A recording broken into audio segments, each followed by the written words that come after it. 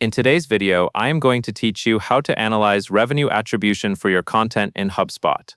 To get started, log into Hubspot and look at the main navigation. Go to Reporting and then select Reports. This is where you can view existing reports, but for revenue attribution by content, you will want to build something customized so it matches the pages and metrics you care about. Next, click Create Report and then choose Custom Report. Custom reports are useful because they let you decide exactly what data shows up in the chart and how it is grouped. After you open the Custom Report Builder, select Content and make sure you are working with content items like blog posts and landing pages. This ensures the report is tying performance back to the specific content assets you publish. Now you will set up the chart, find revenue record, and drag it to the y-axis. Think of the y-axis as the metric you are measuring, in this case revenue that HubSpot can attribute back to your content.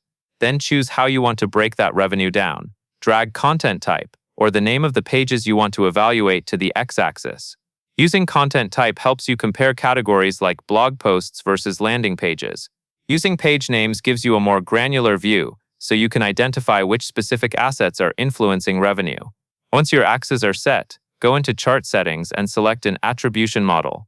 This choice matters because it determines how credit is assigned across the buyer journey. First interaction emphasizes what originally brought someone in.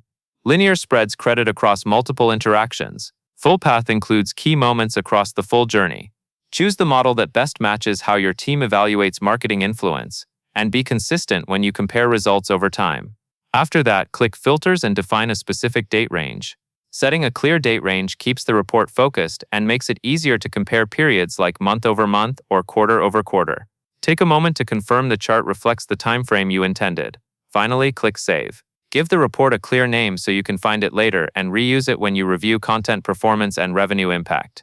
That covers everything you need to know.